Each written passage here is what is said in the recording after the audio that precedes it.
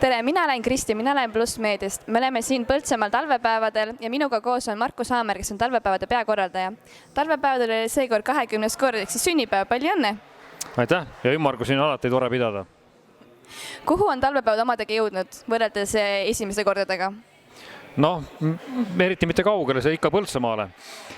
Aga kuulda on, et esimesed korrad olid natukene niimoodi tagasihoidlikud, väikse rahva hulgaga. Siis on arenetud ja siis on jälle natukene kokku kuivatud. Nüüd oleme siis jälle suhteliselt suureks jõudnud ajada parimatesse aegadesse võib-olla. Aga millal oli see kindel moment või millal tundus, et talvepäevadest saabki traditsiooniline noorte kogunemine? Mina olen nüüd üldse 10 aastat seda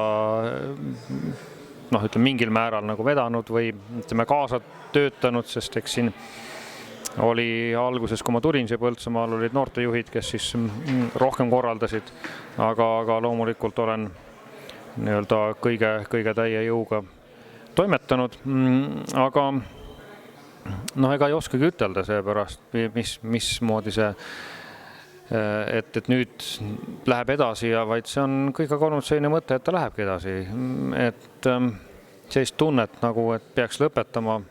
Jah, eks ta raske on, aga sest üks kogudus seda teeb, kõik rahad välja ajada ja püüda selle eelarvega hakkama saada. Ja teine asi, et oleks noori, kes siis teevad ka ja et oleks see sädet. Ega ta lihtne ei ole, aga ma ütlen, mul on kõik aga lootus olnud.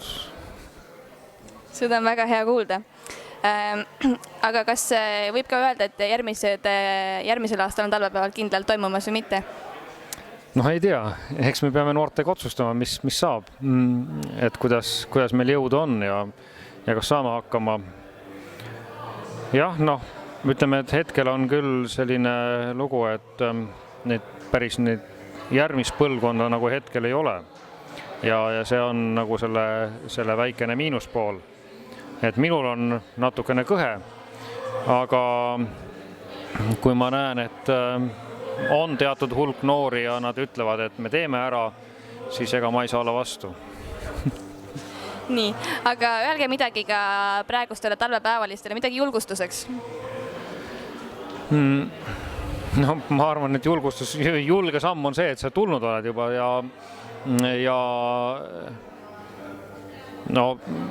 kui me oleme täna praegu siin mõtlemas nendele tänu mõtetele, siis see on vast üks elu selline põhjapanevamaid küsimusi, et ühest küljest see annab rõõmu teistele, kui ma oskan tänu teha, aga see kasvatab ja annab rõõmu mulle endale. Et kui ma näen seda, et on väga palju tänu põhjust, et siis see on minu enda suuremaks saamiseks üks hea samm, nii et julgustav vast ongi see, et panna tähele, kuulata, mõtelda kaasa nendele mõtisklustele ja siis see kõik ammutada endasse sisse ja ütelda, et tegelikult on ka mul võimalik kasvada, et mitte ma ütlen, et teised on kuidagi toredad ja head, vaid ka mina saan olla see tore ja hea, kelle juurde on kõigil mõnus tulla. See oli tõesti väga julgustav. Aitäh sulle ja õnnistatud talvepäevasid ja edu edasisel. Ja mina olin Kristi ja me olime siin Põltsamaal.